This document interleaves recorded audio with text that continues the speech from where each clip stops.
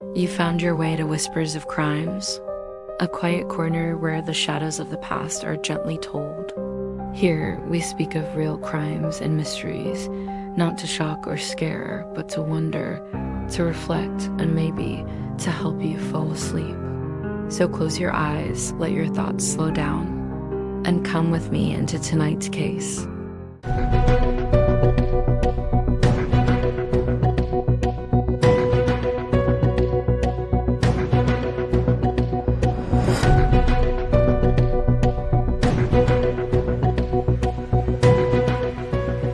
We're delving into the life of Jodi Arias, a story marked by tragedy, obsession, and ultimately murder. Jodi Arias was born on July 9th, 1980, in Salinas, California, the second of 4 children in a devoutly religious family.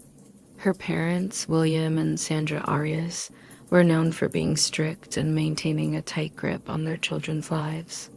Jodi's early years weren't marked by any significant events that would have foreshadowed what was to come. But as she grew older, she began to display traits that would later become more evident. Please be advised, this episode contains content that may be upsetting to some listeners. Listener discretion is strongly advised. Chapter 1. Meeting Travis Alexander as a teenager. Jodi began to rebel against the structure her parents had instilled. She had a few run-ins with authority and showed signs of emotional instability. Her relationships with her family, especially her father, were strained. Still, she graduated high school and eventually moved to California, where she worked at various jobs, including a waitressing position at a restaurant. While her early years may not have been defined by any major crises, Jodi's emotional needs and struggles seemed to be growing, though they were largely hidden from the public eye. In her early 20s, she became involved in a new relationship, one that would forever change her life. This relationship would bring her to Arizona, where her destiny would intersect with that of Travis Alexander, the man she would become obsessed with. In 2006, Jodi met Travis Alexander at a convention in Las Vegas, a meeting that would ignite a series of events no one could have predicted. Travis was a charming and ambitious man. He was a motivational speaker, a successful salesman, and a devout Mormon who had built a life around his faith. Despite his religious beliefs, Travis wasn't without his flaws. He had a complicated love life and a series of tumultuous relationships with women. When he met Jodi, he was initially struck by her beauty and friendly nature. They hit it off right away, and within a short period, Jodi and Travis became romantically involved. However, the relationship was complex. While Travis was open to the idea of dating her, he wasn't exclusively committed to Jodi. He was also dating other women, something that became a point of contention between the two. Jodi, on the other hand, quickly became more attached and began to view their relationship through a different lens. She was deeply in love with him, and as time passed, this love began to morph into something more obsessive. Despite their differing emotional investment, Jodi moved to Mesa, Arizona, to be closer to Travis. At first, things seemed to be going well. They spent time together, and their relationship appeared to be blossoming. But cracks were already beginning to form beneath the surface. Jodi had begun to fantasize about a future with Travis, while he seemed to grow more distant. What was once a passionate romance slowly started to feel like a burden to him. Chapter 2. The relationship turns dark. As the months went by, the relationship between Jodi and Travis began to deteriorate. Travis, who was initially drawn to Jodi's energy and enthusiasm, began to pull away. He became frustrated with Jodi's clinginess and increasing jealousy, and he confided in friends that he was struggling to break up with her. Jodi, however, was not ready to let go. She became increasingly obsessed with Travis, constantly vying for his attention and trying to control aspects of his life. She would show up unannounced at his house, monitoring his relationships with other women, which only fueled her jealousy and resentment. Travis, though frustrated, did not fully distance himself from her.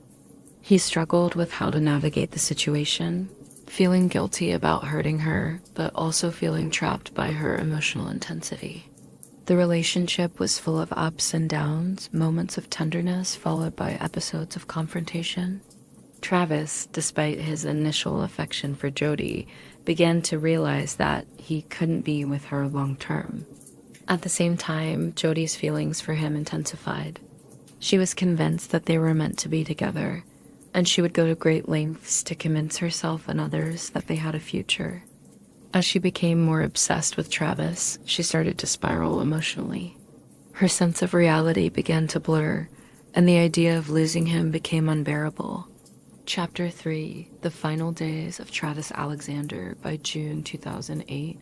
Jodi had been in and out of Travis's life for nearly 2 years, and their relationship had reached a breaking point.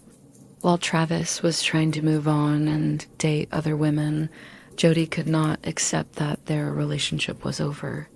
She would not let go, and as the days passed, her feelings of betrayal and jealousy only intensified. On June 4th, 2008, Jodi traveled to Mesa to visit Travis. That day, they spent time together, taking intimate photos and even engaging in sexual activity. It appeared to be another fleeting moment of reconciliation, but in reality, the tension had been building for weeks. Later that night, something horrific occurred.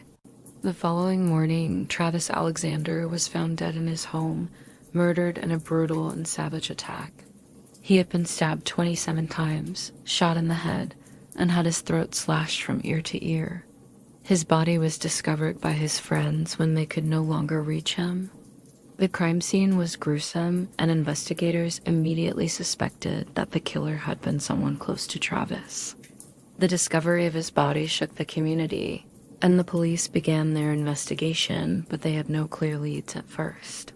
What seemed like a senseless murder would soon reveal its shocking connection to Jodi Arias. Chapter 4: The investigation begins.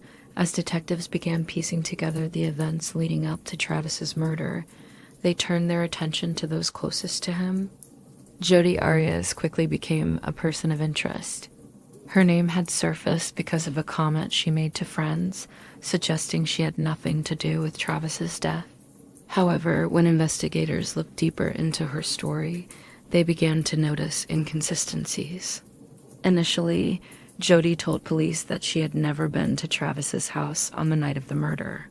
She claimed she was in another location, but her story began to unravel as investigators uncovered critical evidence.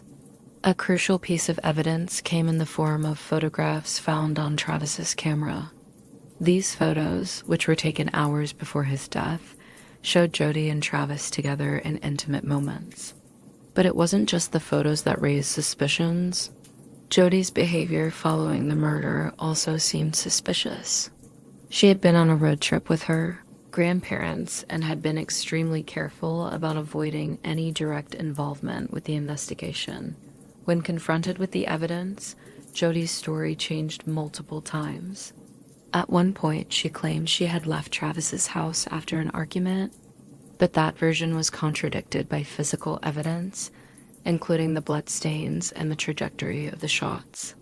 The more the investigators dug into Jodi's past, the more they realized her connection to the crime was undeniable. Chapter 5: The Trial of Jodi Arias in January 2013. Jodi Arias' trial began, and it became one of the most publicized trials in recent memory. The media coverage was intense, with cameras in the courtroom capturing every moment of the dramatic proceedings. Jodi's defense team argued that she killed Travis in self-defense after a violent altercation. They claimed that Travis had been abusive towards her and that she was forced to act in the heat of the moment. However, the prosecution countered by presenting a much different narrative. They argued that Jodi's actions were premeditated and driven by jealousy. The crime scene, they argued, showed signs that Jodi had planned the murder.